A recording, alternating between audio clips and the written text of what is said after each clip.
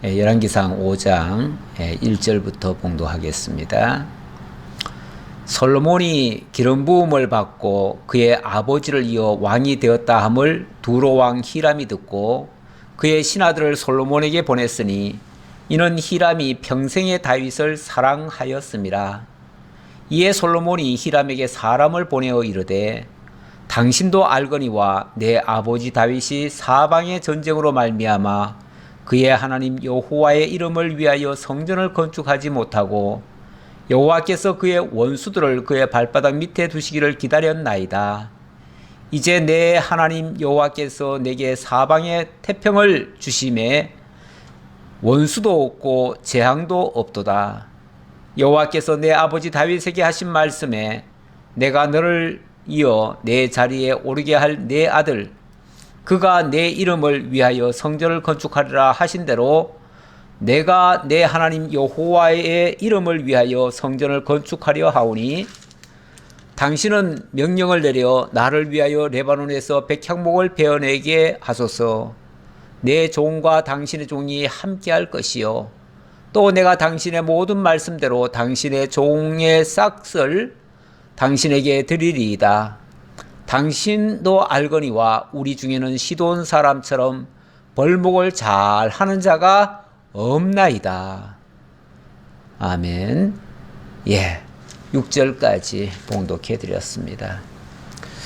솔로몬이 두로 왕 히람에게 편지를 보내서 사람을 보내서 친서를 보낸 거죠. 친서를 보내서 정중하게 성전 짓는 일에 협조해 달라라고 부탁하는 그런 장면이 되겠습니다. 오늘 내용은 성전 건축을 준비하는 내용이 되겠습니다. 솔로몬이 드디어 하나님 성전 짓기를 시작합니다. 우리 하나님께서 솔로몬을 세우신 이유 중에 하나가 바로 솔로몬을 통해서 성전 짓기를 원하신 겁니다. 이 성전을 지으려고 하면 어려운 상황에서 지어지기는 힘들지요. 전쟁 중에 성전을 짓는다는 것도 불가능하지요. 그래서 하나님은 성전이 지어질 때 평화의 시기를 만드십니다. 그래서 솔로몬 시대는 평화의 시대가 되고 아까 본문에도 태평을 주셨다 이런 표현이 나오는데 하나님이 태평성대를 이루게 하셔서 성전 짓기에 충분한 조건을 만들어 주셨습니다. 그렇게 하고 드디어 성전 공사가 들어갈 수 있도록 이렇게 하셨습니다. 지난주 4장에서 솔로몬이 왕위에 오른 다음에 그 나라가 얼마나 안정되고 평안하고 정말 태평성대를 이루었는지를 잘 살펴볼 수 있었습니다. 무엇보다도 적재적소에 필요한 일꾼들을 세워서 그들로 하여금 나라를 잘 지혜롭게 다스리도록 했지요. 원래 인사가 만사라는 말이 있습니다. 사람을 잘 쓰면 그 사람에 의해서 안정된 정국이 이루어져 가는 거죠. 이렇게 하나님께서 솔로몬에게 지혜를 주셔서 사람을 적재적소에 잘 쓰게 하셨고 그렇게 해서 일사불란하게 나라가 안정을 되찾아갔습니다. 자, 그래 놓고 이제 나라가 안정이 되니까 이제 전쟁도 더 이상 없지요. 전쟁도 없고 평화의 시기가 되니까 드디어 솔로몬이 성전을 지을 준비를 하는데 5장 1절에 보니까 솔로몬이 기름 부음을 받고 그의 아버지를 이어 왕이 되었다 함을 두로 왕 히람이 듣고 그의 신하들을 솔로몬에게 보냈으니 이는 히람이 평생의 다윗을 사랑하였음이라. 히람이 평생에 일평생 다윗을 사랑했대요. 남자들끼리 사랑한다는 말은 존경한다는 표현이죠. 정말 위대하다, 정말 대단하다, 존경스럽다 이렇게 생각하는 거죠. 일종의 우정과도 같은 것일 수도 있어요. 그런데 다윗과 사실 이 히람은 상대는 안 돼요. 다윗은 제국의 황제처럼, 물론 뭐 자기가 그렇게 군림은 안 했지만은 그런 위치에 하나님이 세워 놓으셨고요. 두로는 다윗이 다스리는 나라 가운데 어찌 보면 지극히 작은 한 나라예요. 두로와 시돈, 물론 뭐 완전히 다윗 왕국 안에 들어왔다는 건 아니겠지만은 그 주변에 있으면서 어쩌면 다윗에게 조공을 바쳤을 거예요. 그러면서도 다윗이 그 속국과 같은 나라에 무자비하게 행동하지 않았습니다. 그들을 존중하고 인정하고 그 나라가 반기만 안 된다면 그들이 자유를 누리고 살 수 있도록 이렇게 보장을 해 주었어요. 어쩌면 이 두로 입장에서는 이게 너무 감사한 거예요. 세상에 이런 왕이 없거든요. 어느 나라든지 나라를 빼앗거나 힘이 있으면요, 그 주변 나라들은 완전히 초토화가 됩니다. 그래서 주변에 강한 자가 있으면요, 그 이웃 나라들은 벌벌 떱니다. 언제 삼킬지도 모르고요, 걸핏하면 시비 걸어가지고 자꾸만 침략의 빌미를 삼지요. 그렇게 해서 정말 그 주변국들은요, 벌벌 기면서 사는 겁니다. 그래서 강한 나라가 옆에 있으면요, 굉장히 불안해요. 그런데 이 다윗은 이 두로 왕에 대해서, 물론 두로뿐만이 아니에요. 어느 나라든지 다윗은 다 인정을 해줬어요. 그리고 그들이 다윗에게 조공을 바치거나 다윗의 어떤 협조에 뭘 하면은, 협조만 따라주면은 일체 해코지를 안 했어요, 한마디로. 그런 것들이 굉장히 존경스럽게 보인 거죠. 자, 그래서 히람이 평생에 다윗을 사랑하였다. 어찌 보면 존경 그 이상일 수도 있어요. 존경이라고 하는 거는 어찌 보면은 뭐 당장 어떻게 하지는 않잖아요. 그냥 정말 대단하다 이렇게 이제 좀 추앙할 정도인데, 사랑했다 하는 말은 적극적으로 호의를 보이는 거죠.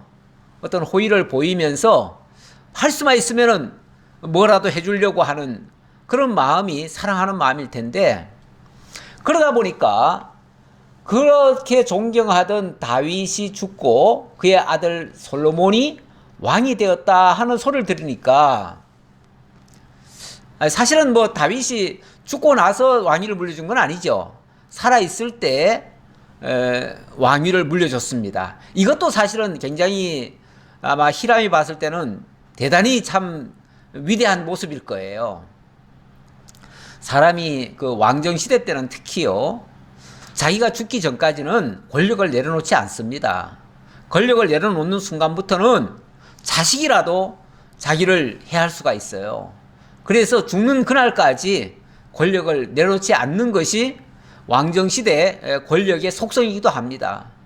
그런데 다윗은 그 솔로몬에게 살아있으면서 왕권을 물려줬잖아요. 이것도 굉장히 아마 좋게 봤을 거예요.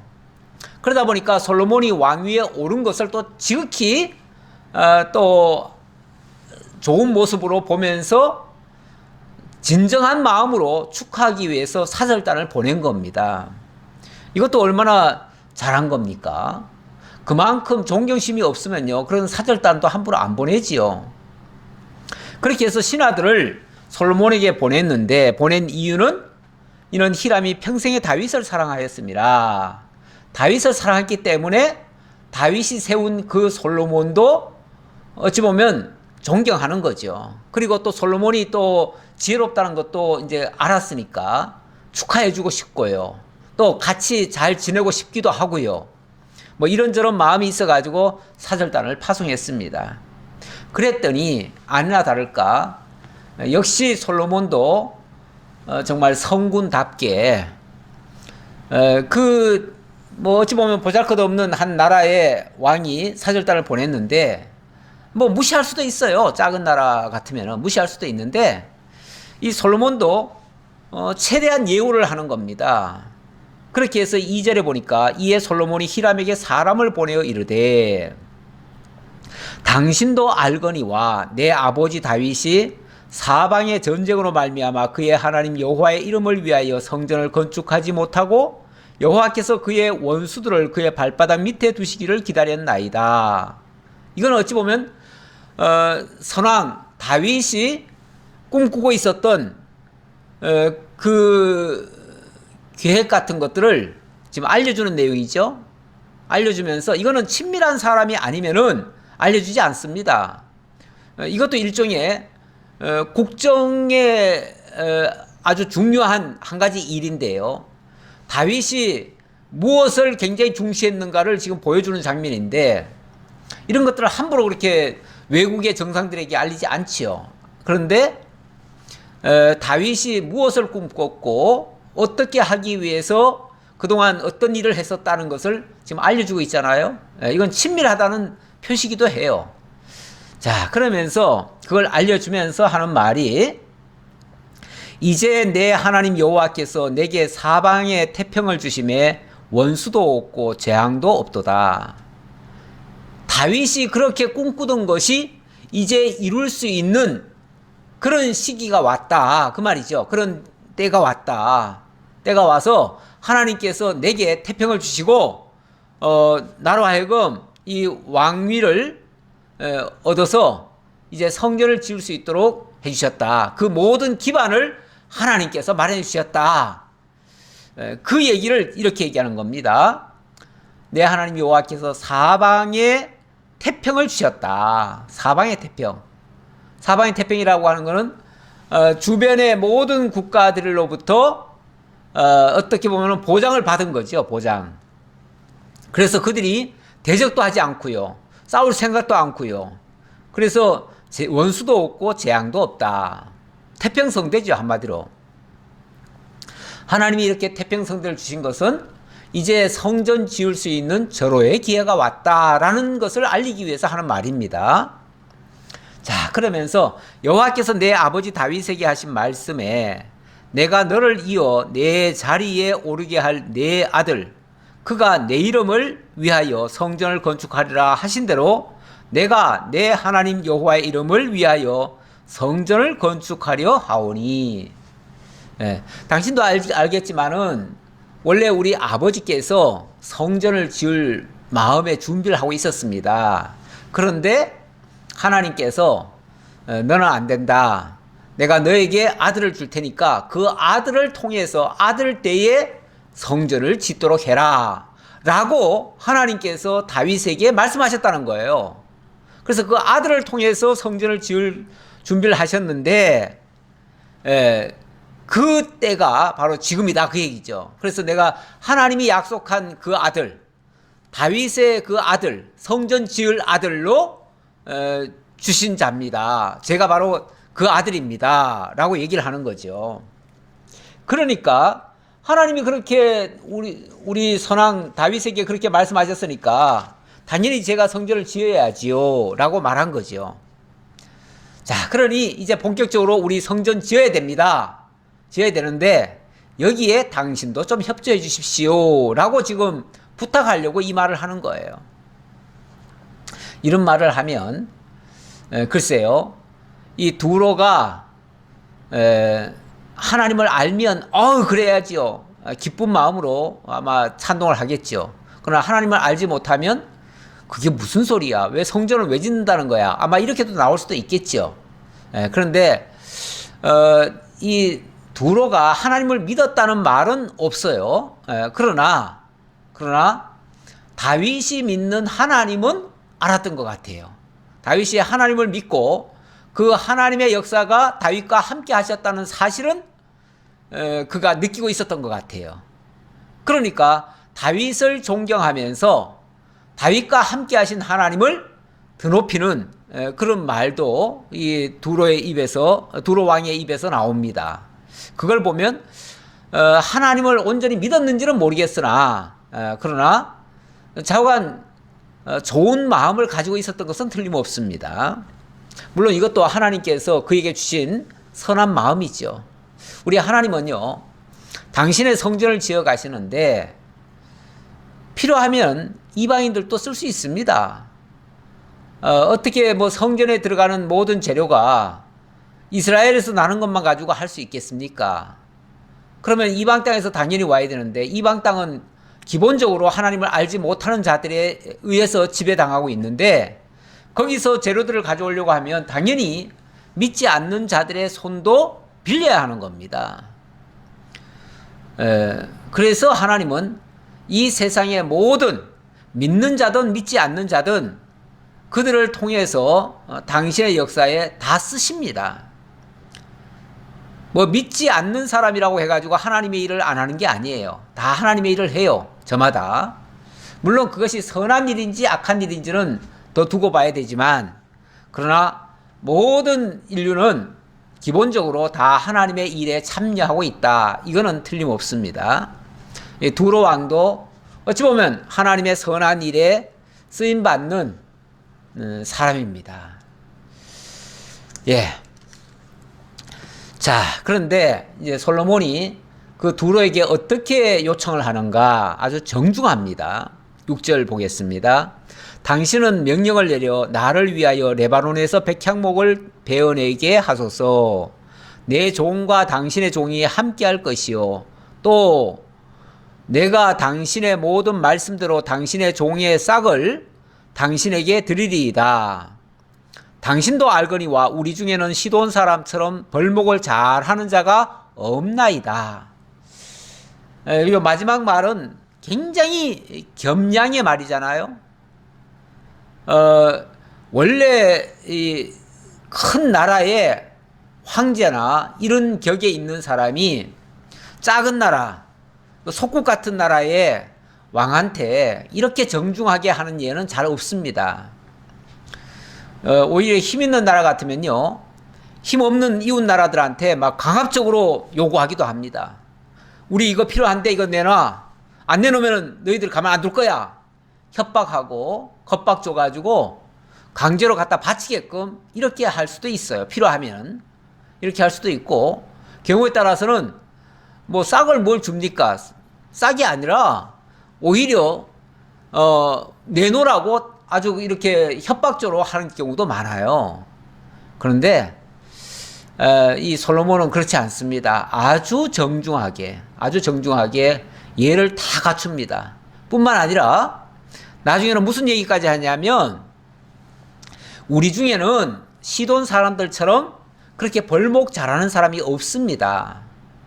그러면서 이 벌목하는 일이야말로 당신들이 최고입니다. 당신들이 너무너무 일 잘하시니까 그래서 제가 당신들한테 부탁드리는 겁니다. 당신이 잘하는 그 벌목 해서 우리한테 좀 주십시오. 예, 기본적으로 이스라엘에는요, 땅이 좋은 데가 없어요. 산도 좋은 산이 없어요. 다 산도 나지막해요. 나지막한 산에서는요, 큰 나무가 없습니다. 그런데 이 성전 같은 이런 아주 대형 이제 건물을 지으려고 하면 거기는 기본적으로 기둥이 될 만한 나무를 써야 되는데 기둥 될 만한 나무가 이스라엘 땅에서는 나질 않아요. 예. 뭐 어찌 보면 사막 같은 데이기 때문에 이스라엘에서 어찌 보면 흔히 구할 수 있는 나무가 시띠나무라고 하는 거는 우리 성경에는 왜 조각목이라고 돼 있죠. 조각목 같은 나무가 있는데요. 이 조각목 나무는요, 원래 사막에서 자라다 보니까 수분 공급이 제대로 안 돼가지고 빼빼 말라가지고요. 뭐 예를 들어서 비가 올 때 이른 비 늦은 비가 이렇게 몇 번 오는데 그 비 올 때는 좀 푹 자라고요. 비 안 오면은 바싹 말라 있다가 죽은 것 같이 이렇게 지내다가 또 뭐 조금 이제 있으면은 조금 자라다가 이럽니다. 그러다 보니까 자라긴 자라는데 몸이 베베 꼬여요. 나무가 베베 꼬여가지고 자랍니다. 베베 꼬이고 똑바로 자라질 못해요. 그러니까 제목으로 쓸 수가 없어요. 근데 참 놀랍게는 우리 하나님께서 성전에 이 외형은 이렇게 뻗듯한 레바논의 백향목 같은 거를 쓰시겠다고 말씀하시지만은 나중에 보면요, 이 성구, 작지만은 아주 중요한 성구, 그래서 앞에다 성자를 붙이잖아요. 거룩한 그릇을 만드는 데는 전부 다 또 그 조각목을 씁니다. 우리 하나님께서 진짜 중요한 데에는 정말 베베 꼬인 것 같은 조각목 같은 그런 존재를 씁니다. 쓰는데 그거는 워낙 나무로서의 구실을 제대로 못하기 때문에 그냥은 못 쓰고요. 거기다가 황금을 덧입혀 가지고 쓰지요.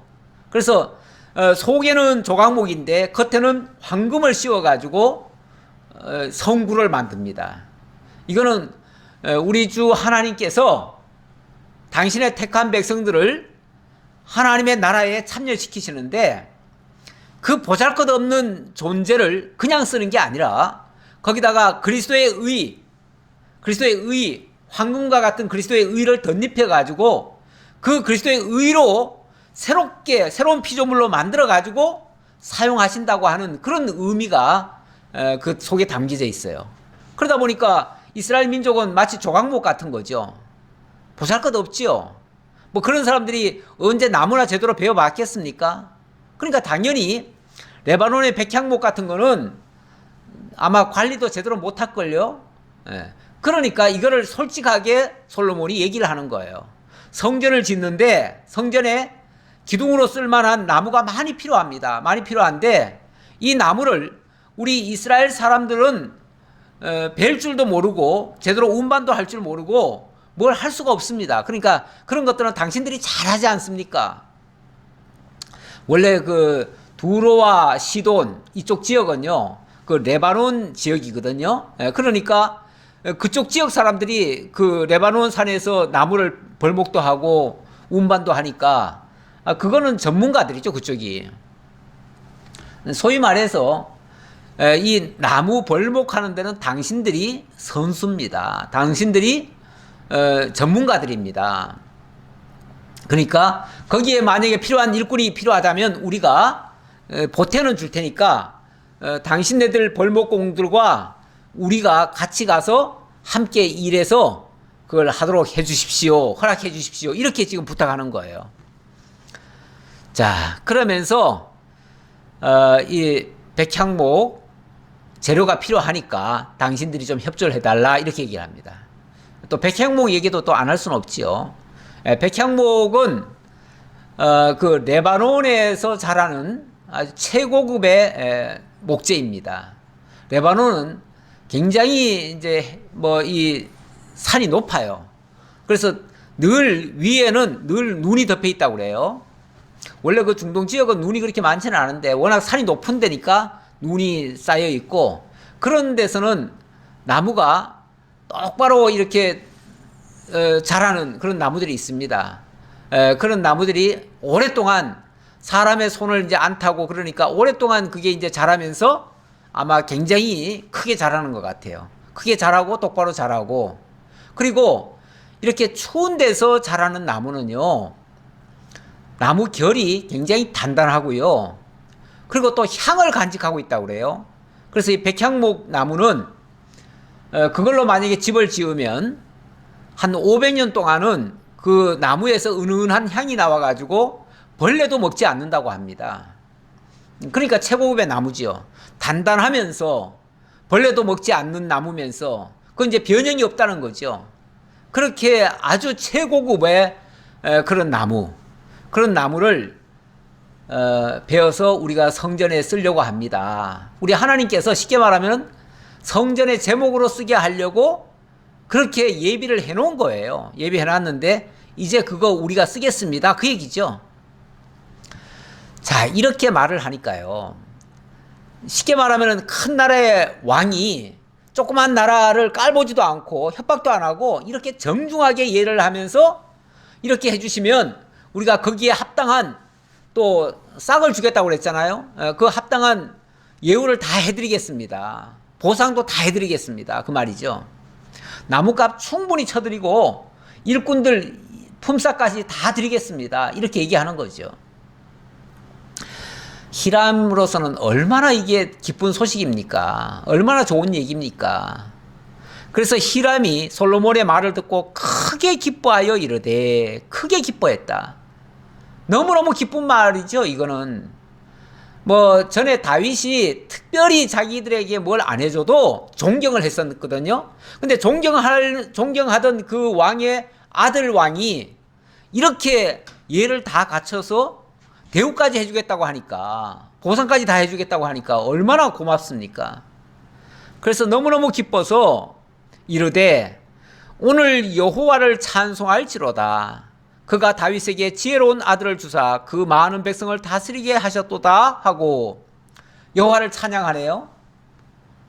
와, 그 다윗도 정말 위대해서 존경을 했었는데, 존경을 넘어서 사랑까지 했었는데, 그의 아들에게 이렇게 지혜롭고 이렇게 겸손하고 이렇게 정말 지혜로운 이런 왕을 주셔서 이렇게 또 처신도 잘하게 하고 자기들도 좋게 이렇게 또 대우하게 하고 이러니까 얼마나 고마워요. 세상에 이런 왕이 없지요. 이렇게 신사적으로 대해주는 사람이 없지요. 그러니까 그가 믿는 그 하나님, 솔직히 히람이 하나님을 제대로 아는지는 모르겠어요. 그러나 하나님은 모른다 할지라도 하나님을 믿는 사람이 하는 행동을 보면서 과연 저 사람이 믿는 신이 있나 보다, 과연 저 사람이 믿는 하나님은 진짜신가 보다, 진짜 그 하나님은 좋으신 분인가 보다, 이렇게는 생각할 수 있죠. 그러니까 그 하나님을 찬양했다 그 말이에요. 이방인의 입에서도 하나님을 찬양하는 이러한 노래가 나옵니다. 사실 이게 복음 전하는 방법이죠. 예, 오늘날 복음 전하는 것도 예수 믿으세요, 안 믿으면 지옥 갑니다, 이렇게 협박조로 해가지고 예수 믿기를 바라는 것은 착각입니다. 그런 식으로 하면요, 오히려 기독교에 대한 반감만 더 들읍니다. 예, 저기 어디 사거리에 이렇게 오다 보니까 전도를 하시는 분이 뭐 소위 말해서 내가 자세히는 안 봤지만은 뭘 잔뜩 써 붙여가지고 있어요. 자세히 보면은 아마 그걸 거예요. 예수 천당, 불신 지옥, 그럴 거예요. 그런데 그걸 들고 뭐 이상하게 춤을 추더라고요. 이상하게 춤을 추면서 마치 건들건들거리면서 그러면서 뭐 막 이제 가끔씩 막 외치면서 그렇게 해요. 어떻게 보면은 저거 뭐 좀 약간 이상한 사람 아닌가 싶을 정도의 모습, 껄렁껄렁거리는 모습, 예. 그런 모습 보면서 사람들 많이 지나다니는 데서 그렇게 하니까, 물론 뭐 그분의 그 중심은 하나님 정말 사랑하시는 분이고 하나님의 복음을 전해서 사람들이 예수 믿고 다 천국 가기를 바래서 하는 거예요. 그건 틀림없어요. 하지만 그 방법을 보면서 사람들이 과연 야, 나도 예수 믿고 천국 가야지, 이렇게 생각할까? 아니면 저 꼴 보기 싫어서도 나는 예수 안 믿을란다, 이럴까? 저는 혹시 후자가 아닐까라는 생각도 들어요. 물론 뭐 우리 하나님이 하시는 방법은 그걸 통해서도 또 구원 얻게 하는 사람도 있긴 있어요. 없는 건 아니에요. 예, 있지만 기왕이면 정말 좋은 모습으로 복음을 전해서 안 믿는 사람이라도 과연 예수 믿는 사람이 다르구나, 예수 믿는 사람 정말 하나님은 대단하신 분이구나, 이렇게 좀 경외심을 갖도록 하는 것이 어떨까라는 생각입니다. 얼마 전에 어떤 분이 막 나한테 하소연을 해요. 막 속이 상해 죽겠대요. 예. 자녀한테 아마 굉장히 좀 책망을 하고 뭘 했던가 봐요. 그랬더니 그 자녀의 입에서 나오는 말이, 나는 엄마가 다니는 교회는 물론 당연히 안 다니지만은, 나는 엄마가 믿는 그 하나님 안 믿고 엄마가 가는 그 천국 나 안 갑니다. 이렇게 말하더래요. 그러니까 그 엄마가 아마 그 자녀한테 아주 모진 소리를 했던 것 같아요. 하니까 나는 엄마가 가는 천국에, 엄마가 만약에 그 천국 간다면 나는 그 천국 안 가겠습니다. 엄마가 가는 곳에 나 안 가겠습니다라고 아주 폭탄선을 했다는 거예요.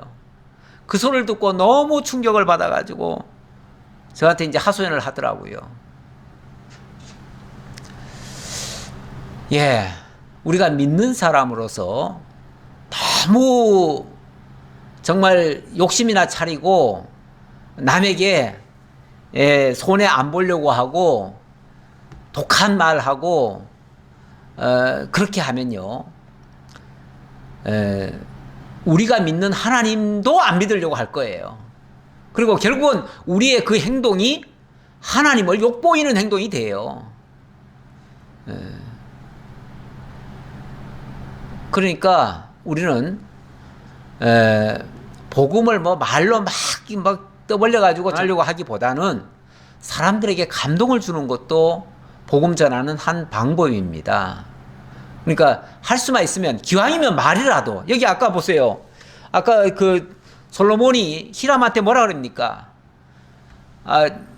그 벌목하는 이들이야 당신들이 전문가 아닙니까? 우리는 제대로 아는 게 없습니다. 그러니까 당신들이 좀 해주십시오. 그러니까 어찌 보면 상대방을 지금 칭찬하는 거 아니겠어요? 상대방 칭찬하면서 그들로부터 필요한 것을 공급받잖아요. 그러니까 상대방도 기분이 너무 좋아가지고 크게 기뻐하면서 하나님을 찬양했다고 그러잖아요. 이렇게 말로라도 정말 사람들에게 감동을 줄 수 있다면 그게 복음 전하는 어찌 보면 ABC예요. 뭐 복음 전하는데 뭐 거창하게 방법론을 쓰고 뭘 하는 게 아니라 가장 기본적인 게 좋게 말하는 거예요. 좋게 말하고 자꾸 뭐 진리만 가지고 뭐 옳고 그르니 자꾸 따지면요, 사람들은 그런 거에 질립니다.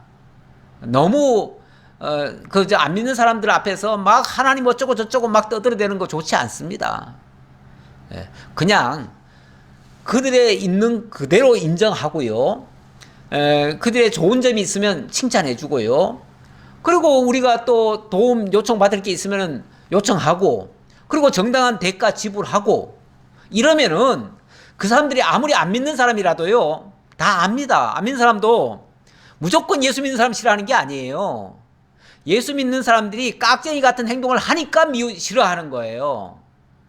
예수 믿는 사람이 손해를 전혀 안 보려고 하니까, 그리고 모진 소리를 자꾸 하니까, 그러니까 싫어하는 거지. 예수 믿는다고 왜 싫어하겠어요? 무조건 싫어하지 않아요. 그래도 하나님 전혀 모르고 그냥 막 무자비하게 행동하는 사람보다야 예수 믿는 사람이 100배 낫지요. 다만 너무 깍쟁이 노릇 같은 거는 안 하는 게 좋겠다, 그런 차원에서 한 말이고요. 자, 그러면서 이에 솔로몬에게 사람을 보내어 이르되, 당신이 사람을 보내어 하신 말씀을 내가 들었거니와 내 백향목 제목과 잣나무 제목에 대하여는 당신이 바라시는 대로 할지라. 당신 원하는 대로 다 해드리겠습니다, 그 말이죠. 당신 원하는 대로 다 해드리겠습니다. 아니, 기왕 무슨 일을 하더라도 당신 원하는 대로 다 해드릴게요, 이게 기분 좋아서 하는 말이죠. 그런데 만약에 무리한 요구를 한다? 그러면요, 제가 해드리고 싶어도 그렇게는 못 해드려요. 나도 사정이 있고 나도 어려움이 있는데 내가 어떻게 해드려요? 예를 들어서 정당한 대가도 안 주고 뭘 해달라고 하면은 뭐 자꾸 다른 핑계 대면서 나는 이래서 못하고 저래서 못하고 안 해요, 뭐 이러겠죠. 그러지 말고 풍족하게, 원래 물건을 사도요, 좋은 물건 사려고 하면은 내가 조금 손해 보듯이 지불해야 되지 않겠어요? 상대방을 기분 좋게 해줘야 좋은 물건도 얻을 수 있는 겁니다. 자, 어쨌든 이런 식으로 원하는 대로 다 해드리겠습니다라고 얘기한 거예요. 9절. 그러면서 또 뭐 그 사람들이라고 해서 실속 안 차리겠어요? 그러니까 자기네들 실속도 얘기하지요. 자기네들 요구도 얘기하지요. 내 종이 레바논에서 바다로 운반하겠고 내가 그것을 바다에서 뗏목으로 엮어 당신이 지정하는 곳으로 보내고 거기서 그것을 풀리니 당신은 받으시고 내 원을 이루어 나의 궁정을 위하여 음식물을 주소서 하고. 예. 당신들이, 그러니까 솔로몬한테 하는 말이, 솔로몬 왕께서 필요한 제목 다 드리고요. 그리고 그것을 굉장히 다루기 힘드니까 우리가 벌목한 거를 뗏목으로 만들고 뗏목한 거를 바다에 띄우고 띄운 것을 정말 솔로몬 왕국의 앞바다까지 안전하게 다 이동을 시키고 거기서 다 넘겨드리겠습니다.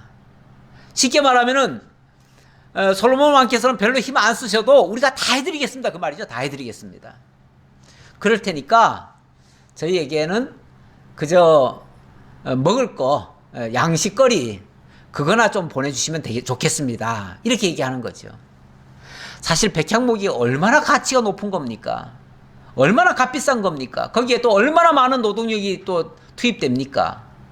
그 가치로 말하면 무궁무진하지요. 그런데 그걸 주면서 저희 필요한 곡식이나 좀 주세요. 이렇게 얘기하는 거죠. 예. 그러면서 솔로몬의 모든 원대로 백향목 제목과 잣나무 제목을 주매 솔로몬이 히람에게 그의 궁정의 음식물로 밀 2만 고루와 맑은 기름 20고루를 주고 해마다 그와 같이 주었더라. 예. 밀을 20석, 우리식으로 말하면 20석, 거기다가 또 기름도 20석, 밀은 2만석, 또 기름은 20석, 이렇게를 주었다. 그 말입니다. 이걸 이제 해마다 그만큼 줬다. 물론 이게 이제 이 공사가 하루아침에 끝나는 게 아니고요. 한 번 딱 나무 베우고 끝나는 게 아니고 이게 무려 7년 가는 공사입니다. 7년 가는 공사. 그러다 보니까 아마 그동안에 계속해서 배워오겠지요. 배워오는데 그거 배워올 동안은 그냥 약조 한 개 매년 이만큼씩 주겠다라고 했으니까 매년 그만큼씩을 줬을 거예요. 네. 12절입니다. 여호와께서 그의 말씀대로 솔로몬에게 지혜를 주신 고로 히람과 솔로몬이 친목하여 두 사람이 함께 약조를 맺었더라. 그런데 이렇게 정말 솔로몬도 굉장히 지금 예우를 잘 갖췄고요. 또 히람 왕도 솔로몬에게 그렇게 좀 선대를 해주는 거 아니겠어요? 서로 간에 어떻게 이렇게 화목하고 이렇게 서로 뜻이 잘 맞았을까를 보니까 우리 하나님께서 솔로몬에게 지혜를 주셔서 이렇게 서로 친목하고 약조를 맺을 수 있도록 하셨다.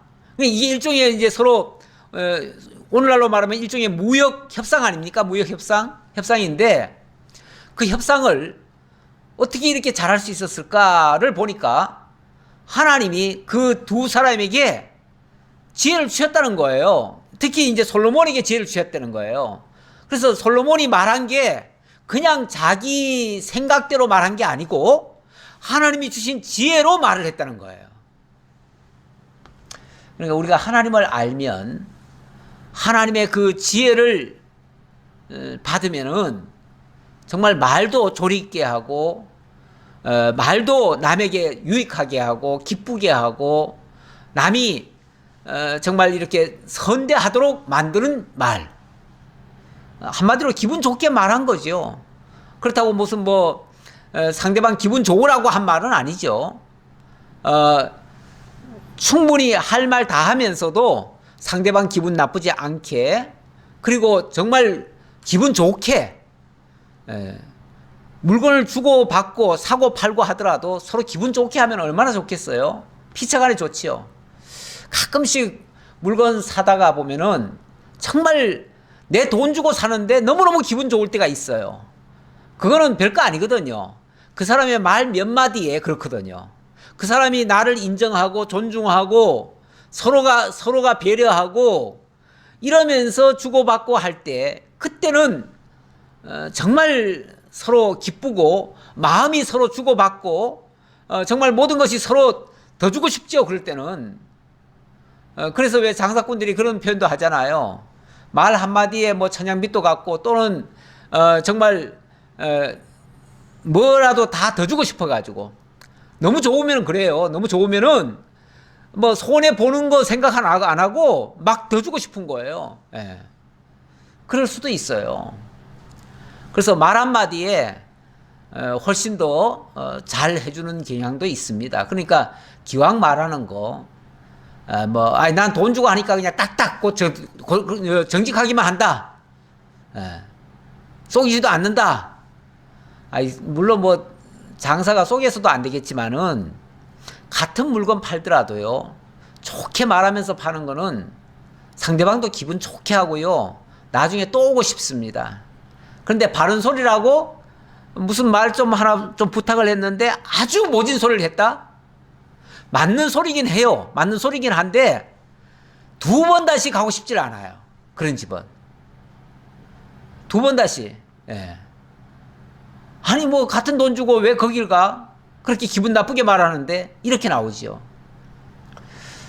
교회도 그런 것 같아요. 교회도 별말 아니지만 정말 기분 좋게 주고받고 인정하고 그런 게 서로 존중하고 예를 갖추고 이런 거거든요. 그 예가 없는 걸 무례하다 그래요. 무례하다. 예. 어떤 교회 가면요. 정말 굉장히 무례한 경우도 있어요. 예. 또 엊그제 또 한 분이 또 그런 얘기 하시더라고요. 예. 어느 교회를 일하러 갔는데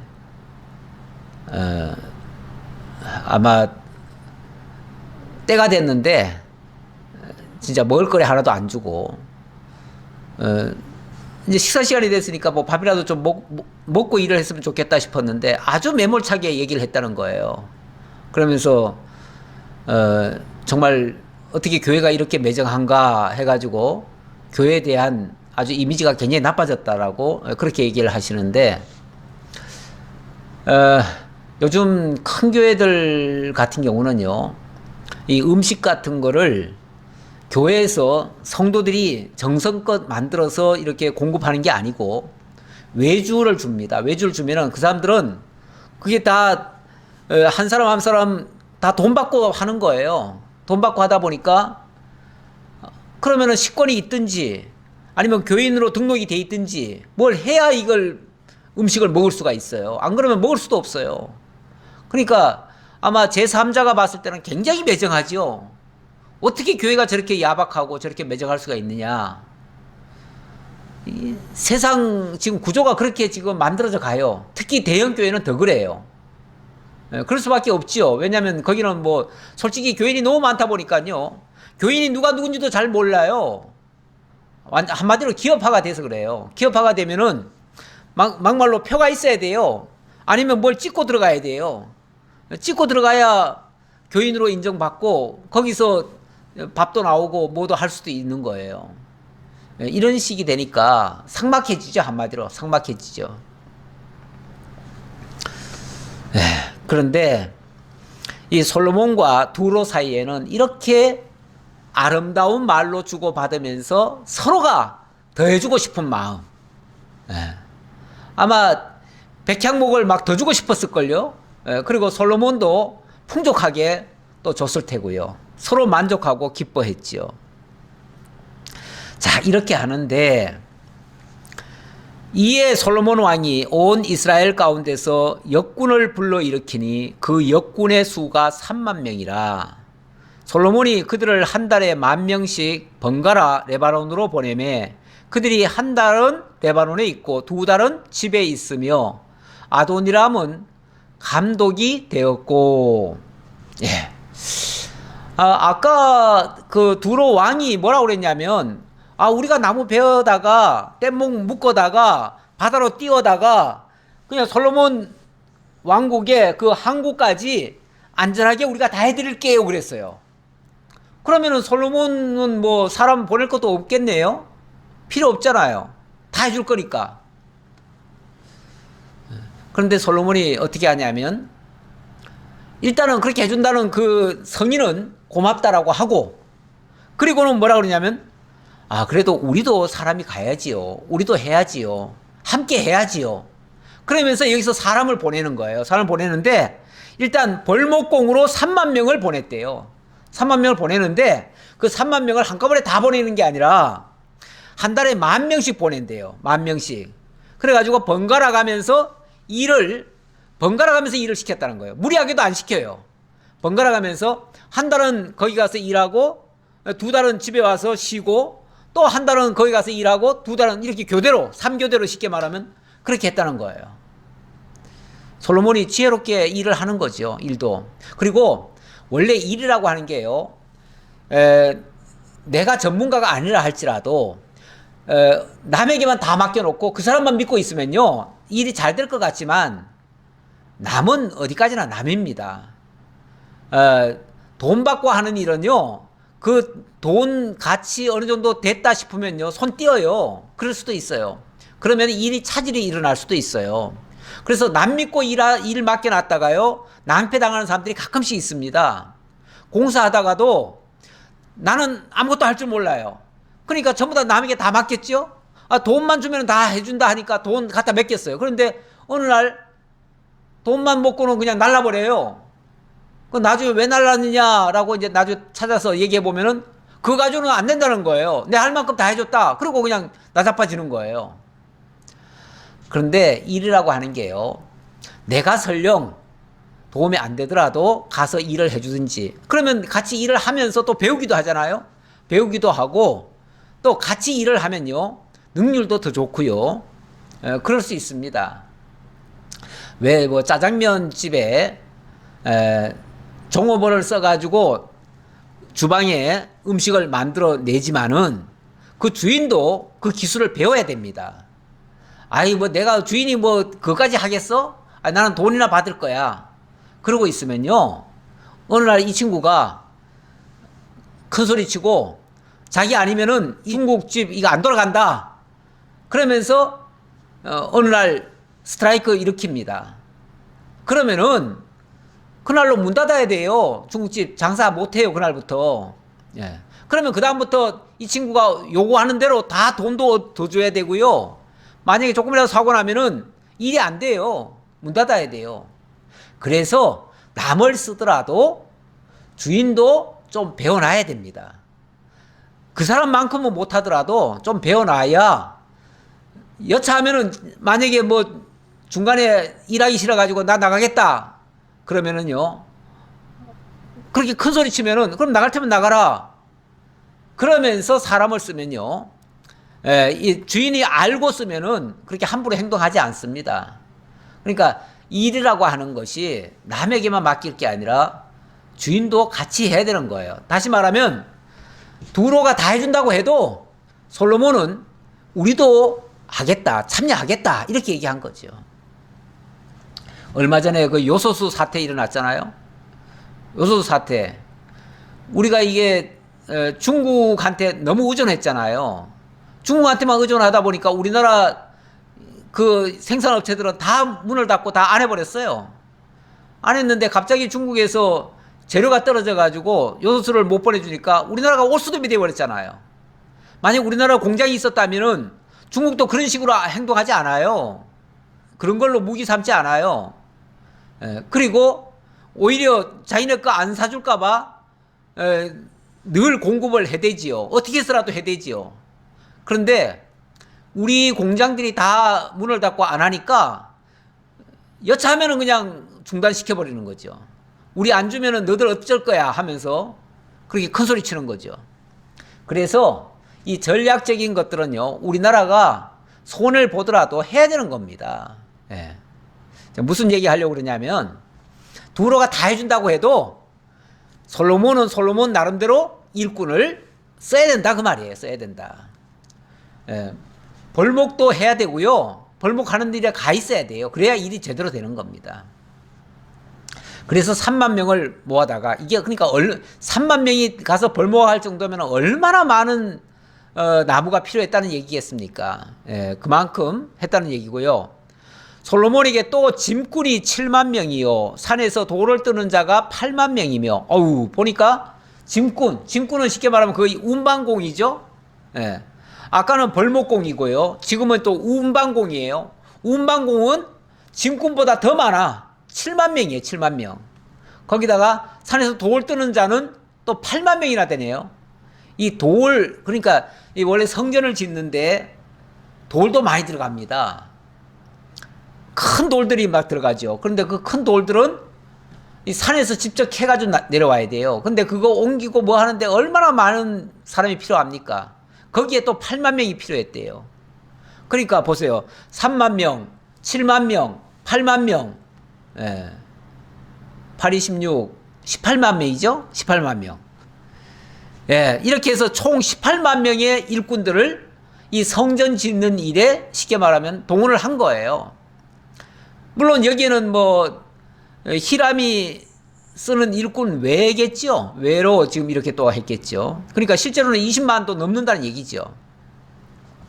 거기다가 이 외에 그 사역을 감독하는 관리가 3,300명이라. 이 거의 20만 명의 일꾼들을 일사불란하게 일을 시키려면은 거기에 관리자가 필요합니다. 근데 그 관리자들이 3,300명이나 관리자가 동원이 됐다. 그러니까 총 18만 3,300명이에요.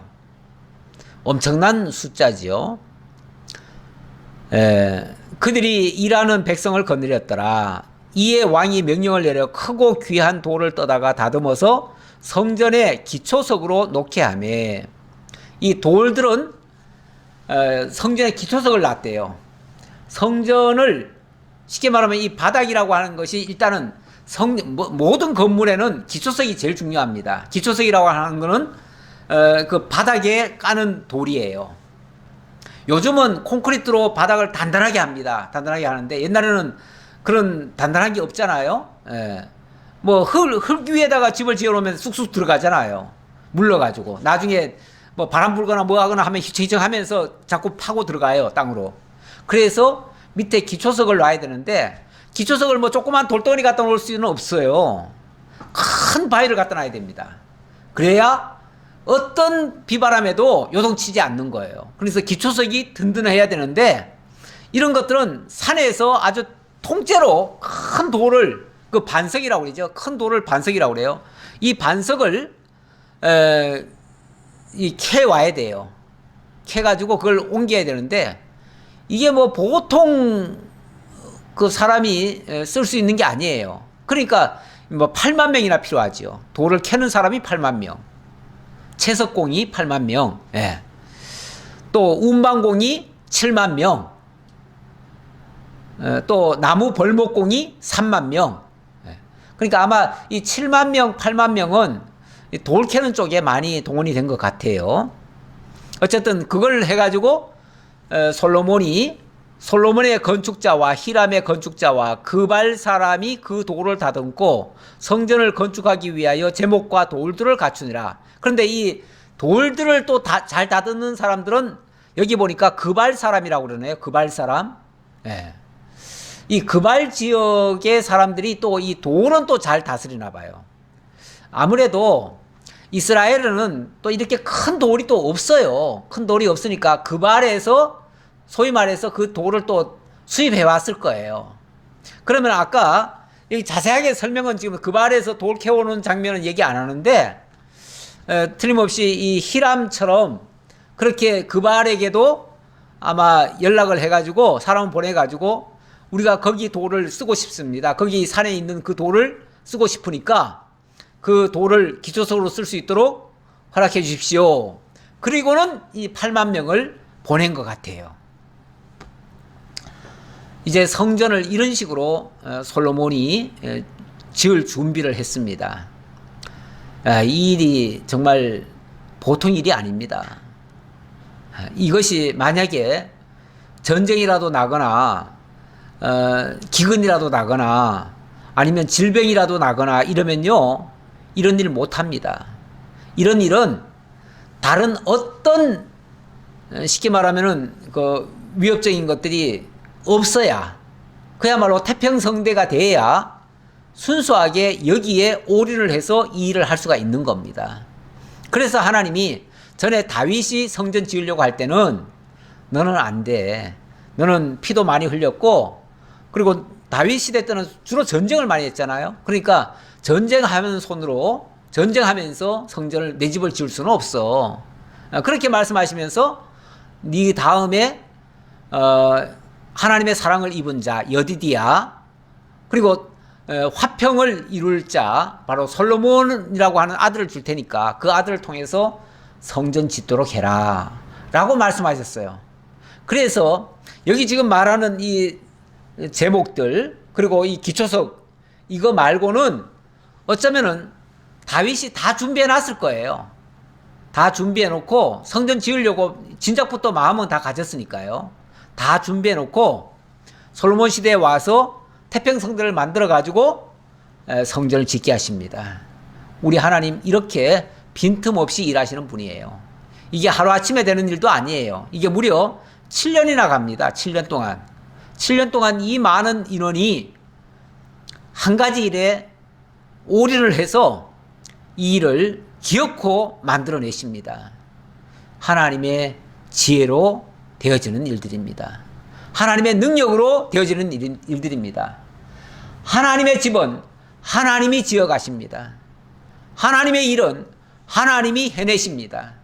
그래서 하나님이 지혜도 주시고 정말 아름답게 모든 역사가 이루어지도록 이렇게 섭리를 하시는 겁니다. 이 일에 솔로몬은 선이 쓰임받는 자입니다. 우리도 하나님이 하시는 선한 일에 쓰임받고 그 일을 통해서 하나님의 영광이 많이 드러났으면 좋겠습니다. 기도하겠습니다. 아버지 하나님 감사합니다. 오늘 저희에게 하나님의 살아계심을 보여주시고 솔로몬과 함께 하신 하나님, 솔로몬을 통해서 하나님의 성전을 지을 준비를 완벽하게 하시는 하나님, 그 일에 이방인들까지 기쁨으로 동참할 수 있도록 하시는 하나님, 참으로 감사합니다. 모든 일을 이런 식으로 순탄하게 이루어 가시는 하나님, 솔로몬에게 지혜를 주셔서 이 모든 일을 감당하게 하시는 하나님이신 것을 깨닫고 감사를 드립니다. 오늘날 주의 선한 일에도 우리가 항상 지혜롭게 행동할 수 있고 하나님의 선한 일에 하나님이 이방인들까지 동원해서 함께 해주신다는 것을 저희들이 믿고 이 세상을 향해서도 항상 선대하고 선하게 모든 일을 할 수 있도록 역사해 주옵소서. 오늘도 함께 해주심을 감사드렸고 예수님 이름으로 기도하옵나이다. 아멘.